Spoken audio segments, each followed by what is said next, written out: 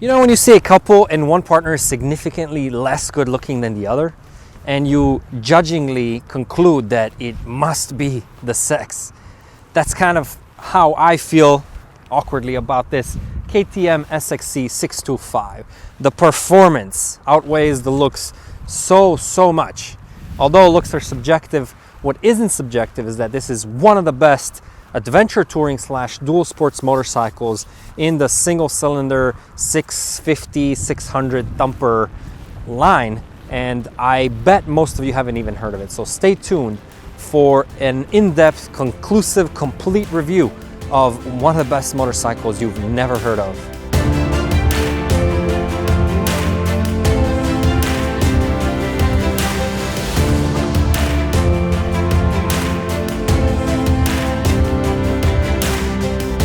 Zdravo y dobrodošli, bon dia, bem-vindos, servus, willkommen, buenos dias, bienvenidos, greetings riders, and welcome to another adventure touring thumper review. Yours truly, Nick here, Pegasus Motorcycle Tours and Consulting in beautiful San Diego County. Another gorgeous day to go riding, and I chose my KTM SXC 625. This is a 2003 model.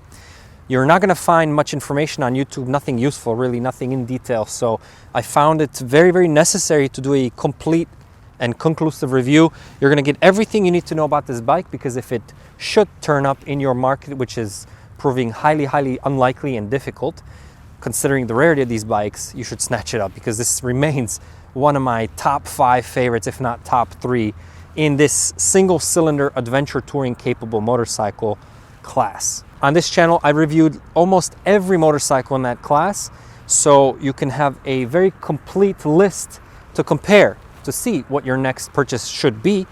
And this is just one in the top of the list, I believe. Now, I am selling this motorcycle, so obviously not a keeper for me, but I'm going to tell you everything I like and I dislike about the 2003 KTM SXC 625. All right, basics. 625cc, 38 cubic inch motor, single cylinder LC4 motor, world renowned, just a famous engine from the Austrian maker KTM, of course. The bloodline runs thick in the dirt racing classes, and you get all of that heritage in this motorcycle. It's just a absurdly beautifully performing motorcycle on dirt, but also very capable for everyday riding, and mostly what we're here on this channel about, for adventure touring. This bike can definitely be used for your next serious adventure touring odyssey, and I found it just outperforming others in the class by so much when it comes to dirt. All of that has to do with the exceptional motor that's very dependable, very reliable. Of course, inherited from the LC4 640cc adventure model of this motorcycle before, that had more of a fairing, a little bit of a windbreak as well. A motorcycle that really put KTM on the map for serious adventure touring riders. Now, I don't come from a background of dirt riding, but this motorcycle makes me want to do dirt all day long, and I feel comfortable doing it. A lot of that has to do with the White Power WP famous KTM line of suspension. In the front, you get a fully adjustable 48mm inverted fork, and honestly, you can tune this thing almost professionally to each rider's liking. It's just so tunable and so personalizable. But the rear is also the beaut. You get 12.6 inches of travel. That's over 200 some millimeters. In the front, you get 11.6, so that's 195, I believe, millimeters of travel. Insane. And the fact that you get another inch in the rear just kind of puts the idea of what were these guys thinking, the engineers. What did they think we were going to do with this motorcycle? So obviously jumps and stuff like that. I mean, I don't do that when I'm touring because I usually have luggage and whatnot, but this thing can take it. So impressive ground clearance as well. And you combine that with the 21 front inch tire and an 18 inch in the rear, and you just get so much versatility when it comes to tires, but also you get that big front that can roll over anything really on a chassis that's race proven with a whole bunch of components that are directly taken from the racing line and the racing heritage of KTM. Now the chassis itself, this bike only weighs in at 315 pounds. Wet, that's curb weight, that's insane. To my experience, that's on the lightest side. That is the lightest single cylinder 650 and just around there thumper that I've owned that's actually adventure touring capable, but exceptionally great in dirt. So you can throw this thing around and you can catch yourself in those difficult roads, and you're gonna have so much more confidence to take those roads less traveled that perhaps previously you wouldn't even consider, just in virtue of their difficulty. The suspension just soaks everything up. The 625 thumper is absurdly powerful. I have no idea how they pack so much of a punch, even though on paper it shows 32, I believe it's 32 horsepower and somewhere around the same foot-pounds of torque. The horsepower peaks at 6,000 RPM, the torque at about half of that, 3,500 RPM. Of course, 5-speed, 5-gear motorcycle, you might tend to look for that 6th every now and then when you're above 75 miles an hour. But I was just amazed when I picked it up and I took it home on the highway. It was actually night, going 65 miles an hour, and you twist the throttle and this thing takes off like a 600cc sport bike. There's no issues with passing vehicles. There's no issues of buffeting or any kind of being thrown around by the wind. The bike actually takes highway speeds really well, which completely came as a surprise to me. And that's why I think it's very reasonable to expect this motorcycle to perform beautifully as an adventure touring machine. It does have its faults, which we'll talk about in a second, but we're still on the positive because this thing just puts a smile on your face. It is a very, very twitchy kind of motor. It's a very jerky, very powerful, very wild motor. I mean, if I would compare it to another machine, for example, I have a California custom Moto Guzzi 1400cc cruiser, just a beautiful, beautiful machine. But because it has 3 driving modes, 3 ride modes, basically a cruising, turismo, sport, and a rain mode, I find myself often switching from the sport mode to the rain mode just to calm down a little bit, you know, because the sport mode is so fast and the throttle is so light that it just makes you scream inside the whole time. You're just adrenaline pumping all the time, just driving to work. It's just insane. So I tune it down, press the button twice, go down to rain mode and just kind of cruise, you know. Now I'm cruising, I calm down, I'm relaxed. I had to recently switch from my Kawasaki Concourse 1400 down to a VFR 800, just because you still get the luggage, but it's a totally detuned machine. The VTEC engine, one of my favorite motorcycles. All these motorcycles you can view on our playlist because I've reviewed all of them. Love the bikes, but sometimes you just want to calm down a little bit, you know, just relax a little bit. This motorcycle doesn't allow it. It's just so wild. It's like I have 2 pit bulls. One is the older one that's very predictable, very calm, very relaxed. You can take her anywhere.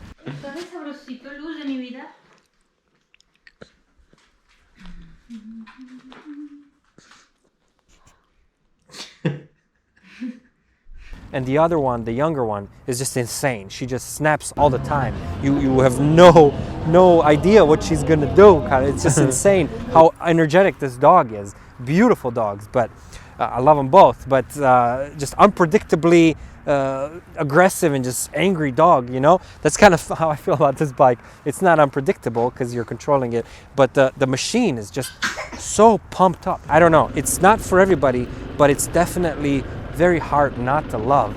You get on this bike and you're gonna buy it just because the power behind it is so unexpected for a bike that's so light and that's so basically able to perform on dirt roads. Power to weight ratio is around 2.4 per kilo or 0.24 per kilogram of body weight. That's very impressive. That's probably the lead in its class. Nothing comes close to it. And when I say nothing, I mean nothing. There's one other bike that performs similarly in 1st to 3rd gear, basically the Honda XR 600R. But in the US, it's hard to find that motorcycle street legal. This, of course, is fully street legal. Obviously a requirement for adventure touring. Another motorcycle that really comes close, and that's the one I'm actually keeping. Well, stay till the end and I'll show you what I'm keeping instead of this one. But that motorcycle comes close. It's a little heavier, but it's a little bit more powerful, and it comes with certain amenities that this bike never had the option to. But so the performance of this motorcycle, although very snappy, is just beautiful. Just very, very powerful on the road as well as on dirt. On dirt, I don't know. You're not going to find too many obstacles that you can't do on, let's say, standard adventure touring expeditions. I'm not talking about dirt bikes. If you come from a background of dirt bikes, KTM makes all kinds of bikes, you know, lower than this. 525, for example, is one you see most often in the desert. 400, 300s, etc.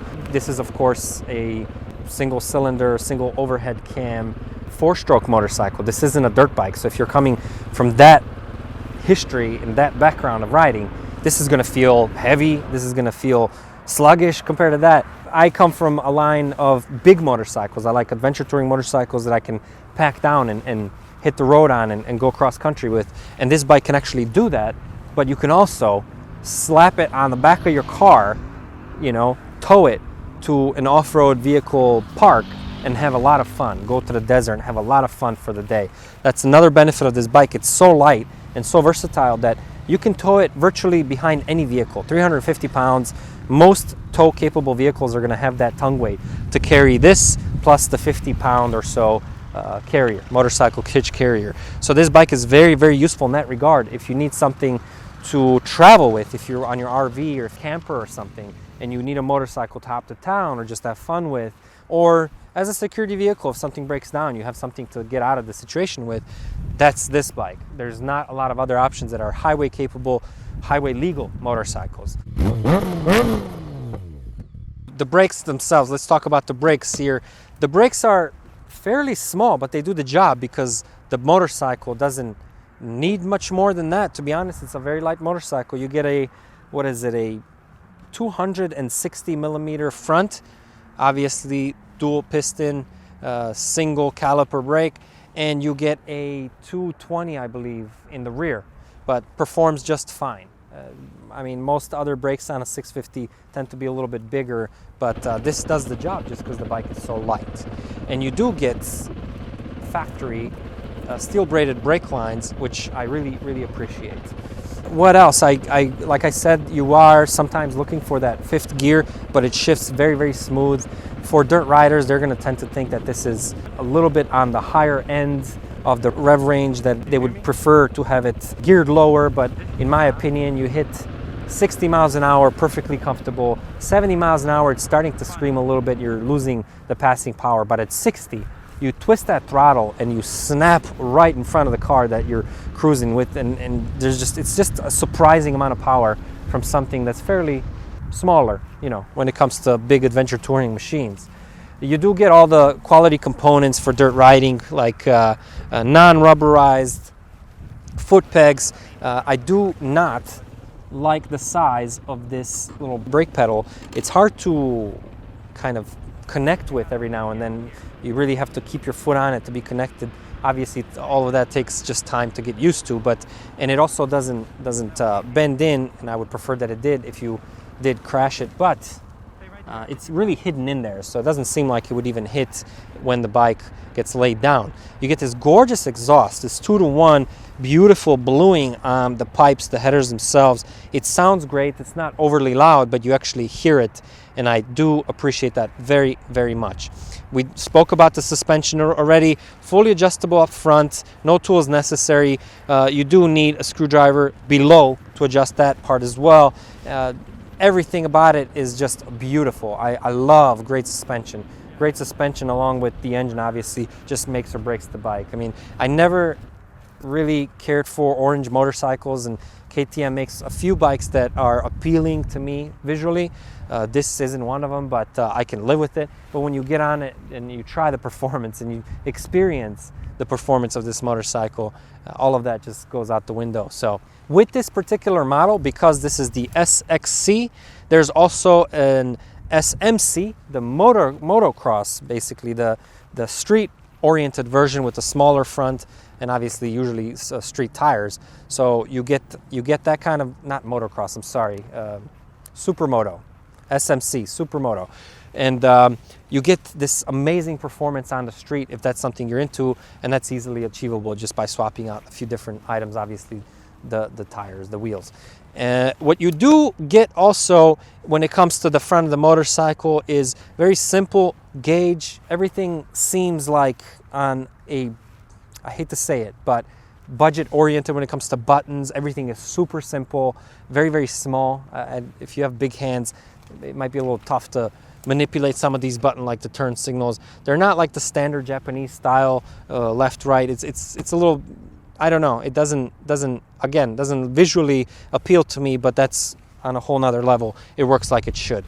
If you look in the front, and this is just speaking of the dirt heritage of KTM and how much knowledge they bring to this motorcycle. Even the shape of the fender here, the mudguard, is in such a way that it has this V in the middle to basically give it that lateral support so it doesn't vibrate as much as other motorcycles that have just a flat, other 650 cylinder motorcycles that have a flat style of the mudguard up front. So much about the front of the motorcycle. The lighting, what can you expect out of a small little light here, other than it does the job when you need to? But if you're riding at night, you're probably doing it wrong. So you probably planned something and it didn't work out as expected, so you caught yourself at night. But yeah, I mean, the light is very, very small. That could definitely use a little bit of auxiliary assistance. It does, of course, have a radiator because it is liquid cooled, and I've heard that in traffic, if you find yourself in traffic, something we don't have to worry about here in California because we are lane splitting here legally. You'll see me lane splitting. A lot of people on my videos make the comments, why am I lane splitting? And you know, it's legal here. And I actually make a two-part video about lane splitting, what it's all about, why it's such a great law to have, and second part, how to do it respectfully, safely, efficiently, etc. So take a look if you're interested. It's just a great law full of misconceptions. So for lane splitting, this bike is super narrow, very agile. You can flick it, throw it around, no problem.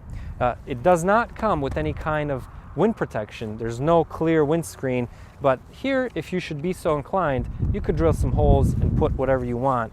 There's also those kinds of aftermarket editions where you can clip onto the forks themselves.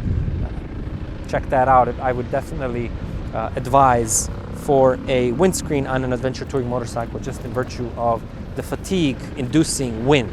So again, just a phenomenal motorcycle that does have a few very important flaws when it comes to adventure touring.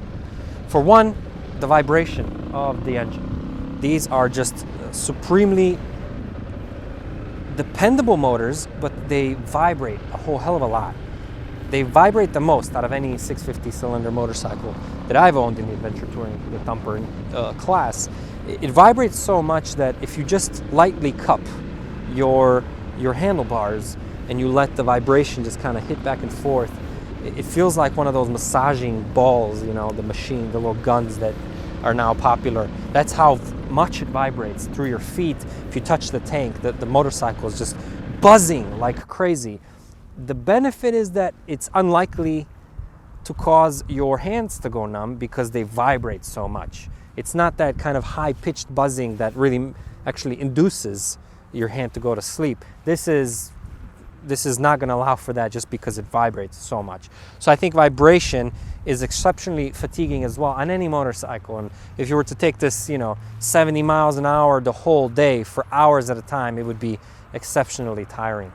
The vibration certainly isn't as significant and, shall I say, memorable potentially as it would be to a female rider on a big twin 113 cubic inch S&S motor, for example, but it definitely is fatiguing, and it also tends to rattle some parts loose. For example, the steering lock has been rattled loose, and I have that in my pocket, so every now and then just be sure to check your bolts, tighten everything down.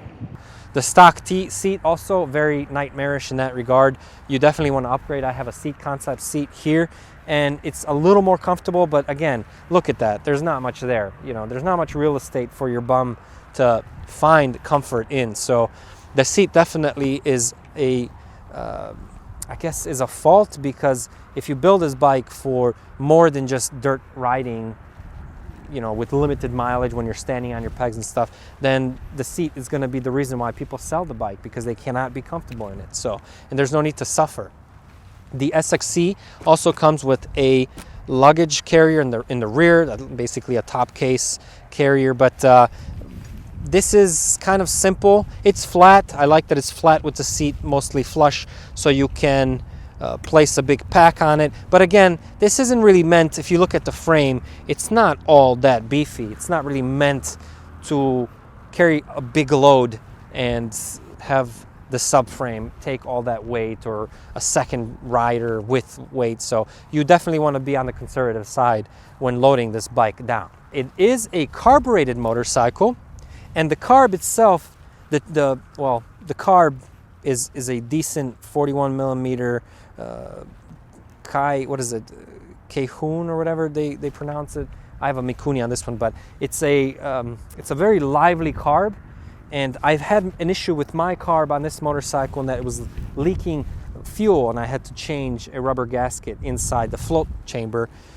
But that's an easy job. I didn't need to remove it. I could actually just access that part from the sides of the motorcycle. But what I don't like is the fact that the petcock is really, really difficult to reach. It's basically, you have to go underneath, down and under. It's not something that you could easily do when riding. So when you hit, you know, the basically reserve fuel in your tank, another huge negative factor on this bike, you hit the reserve, it's hard to switch to reserve, because it's just, it's hard to get your fingers underneath there with gloves, and it's actually a very strong pull. So I'm not a fan of the petcock on this motorcycle, or the design. Speaking of the reserve, you're going to be hitting it pretty damn often, because it's a 9-liter gas tank. That's 2.3 or something to that effect. Very, very small, 2.3 US gallons. Very, very small. And I've hit reserve at 60 miles, you know, and it's 60-mile range. That's pathetic. That's literally just kind of like a tow vehicle for fun when you get to the campsite. So the other problem is, there are certain manufacturers that create bigger tanks. IMS, for example, but I've heard those are a little problematic, require a little manipulation to fit and all that. But the aftermarket is very hard to find, and also typically if you find an aftermarket tank that's larger, you also have to incorporate the stock seat for that tank, because it fits into that tank. So if you have an upgraded seat like I do, you basically have to downgrade back to the original seat so that you can have a larger tank.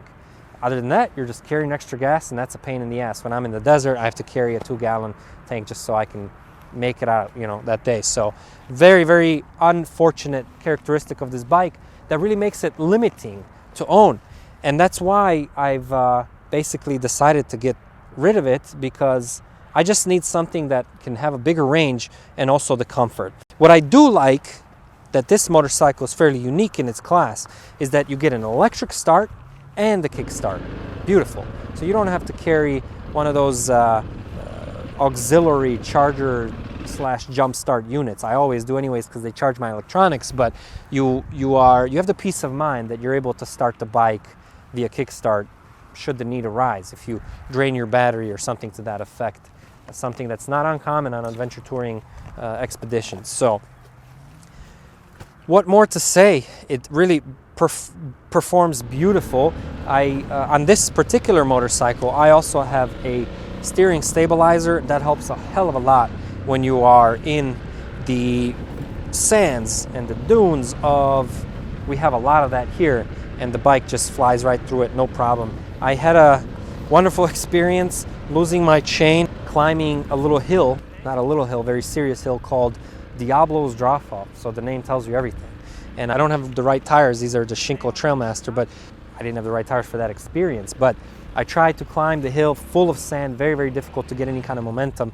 But it's also very deeply rutted from the wheels of the Jeeps that take that trail and just make it very, very challenging. This bike had the suspension to do it, but my rear wheel was jumping so much that I lost the chain off the rear sprocket. And what I realized, that even at 315 or so pounds, I was nearly to the top, and I figured I need to get it to the top where it's flat and I can stage and I can fix the problem. I realized I needed help. I couldn't push this motorcycle in severe dirt and really loose sand, and I needed help. And it took 4 of us, I believe, 4 onlookers there to help me literally push this motorcycle up this hill, just, I don't know, maybe 20 feet, you know, a few meters, just to get it over the hump at the very top of the hill. And yeah, even at 315 pounds, you know, weight is so crucial when it comes to adventure touring. So it's very, very important that you choose a bike that you can be confident you can pick up and manipulate when the going gets tough. What I love about this weight of this motorcycle, it's so light. I mean, you can just throw it around all you want, you know. And even when you need to change direction, try over, you basically didn't make the hill. Now you're dug in and you can't really start from there, so you need to start again, create momentum, and you just take that rear wheel, pull the bike and throw it and go down the hill again to try the second time. Or if you just need to, I don't know, if you need to manipulate it on the back of the truck or in your garage, if it's tight like mine, then this bike is just so easy. You feel like, you know, you almost feel like you could pick it up. I love lighter bikes. Now I'm sold. It's very difficult to go back to anything that's heavier, just because you can throw this around, but the power is there. But you also get so much more confidence to take those roads and those trails that are much, much more demanding, much more difficult to maneuver through. So I believe that's more or less everything I wanted to talk about with this KTM SXC 625. I will also say, not a huge fan of the display here. You don't get a lot of information. Interestingly enough, you do get hours, which is that's how dirt bikes are basically metered, how many hours they've run. So you get the hours, the mileage, and you get lap times. I believe you get 2 different lap times. Very interesting. Just tells you the mindset, the racing heritage of KTM that's put into this bike as well. Very, very interesting concept for the digital display. You don't get a neutral light, you don't get any kind of other information regarding gas or anything kind of interesting. So you basically are just kind of on your own in that regard. Calculate, watch the miles, and 60 miles later, you know you better be close to a pump, otherwise you're gonna be stranded. So yeah, on this motorcycle, like I said, the only thing I've added aside from the seat is the GPR4 steering stabilizer. Very, very useful. 8 levels of adjustment to stabilize the steering in deep sand and whatnot. And another hard lesson that I learned, this is also Pro Taper bars that I've installed with these Pro Bend handguards, etc., that have the blinker integrated in them. The hard lesson that I've learned about owning the KTM, well, most people who look at a KTM will say, I'm not going to own it because the maintenance is very demanding, and you know, it's very frequent. It's almost too frequent. Not so much on this motorcycle. It mirrors the LC4 640, the adventure model, the famous. And I actually will link the book for this motorcycle in the description of this video, so you can have that as well. And I'll also link some parts that you need if you want to upgrade and get a larger tank and seat. So you would also need to get a locking cap and a different hose, just because it routes differently and so it doesn't kink, etc. So I'll link all that stuff in the description. But I found it very difficult to find any of those parts. If you actually want to get luggage, any kind of engine protection, it's very difficult to find aftermarket parts for this motorcycle. It was only produced until 2004 in the US, and then it wasn't imported anymore. So you're not going to find too many of them on the market. This one only has 2,500 miles, so basically pristine. You know, I don't beat on my motorcycles, but this really is it's not bad when it comes to maintenance. But I did have one negative experience aside from the leaking gas from the deteriorated O-ring in the carb. I've had one bad experience, and that is with my clutch fluid.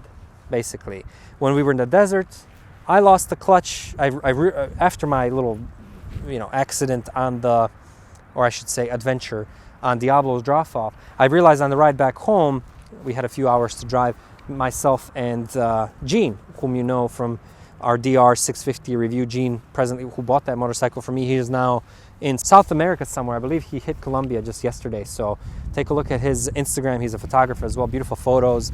So he's on his, world adventure on that motorcycle, but he rode my XR650L by Honda, another great motorcycle that this one compares directly to. Reviewed it if you're interested, and he actually burned the clutch. So he was at the bottom of the hill going nowhere, and I'm at the middle of the hill going nowhere. Hell of an adventure. We got rescued by a bunch of Jeepers, so that's what prompted me to get a Jeep Gladiator as a rescue vehicle. You can also look at my Jeep Gladiator in the playlist as well. But on that ride back, I realized I was losing my clutch for some reason, and I don't know where or why, but I was leaking basically the clutch fluid. So I stop at a gas station, the only one in town, before hitting home, and I buy a little bit of DOT4, and I open, I come and I ask, I have my little tools and stuff, so I open the little cap up top, and I realize on the cap it says do not use brake fluid, use mineral oil.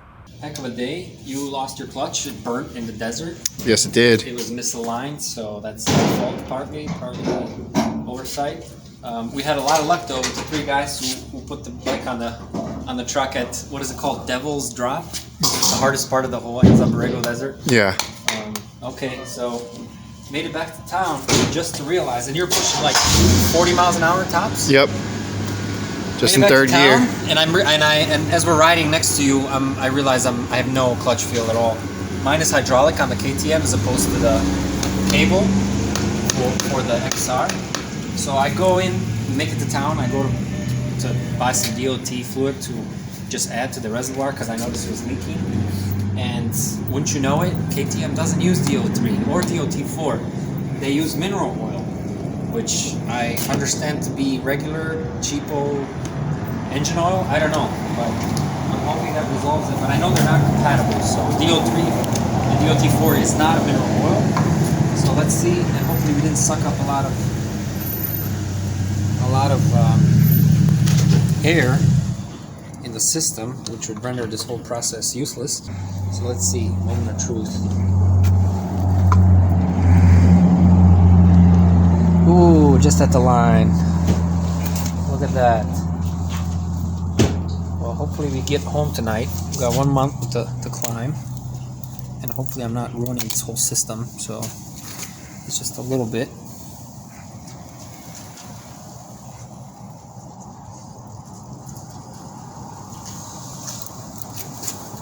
We got about an hour and a half, probably 2 by the way that you're riding. Oh, hour and a half, if we were going to speed. So let's hopefully not end up freezing ass mountain tonight. Because you disobeyed me. I told you bring a sleeping bag just in case it's cold in the 40s. That's like 6 degrees. No, that's less. It's like 4 degrees for our European friends. And you said, nah, man. What are you talking about? We don't need that.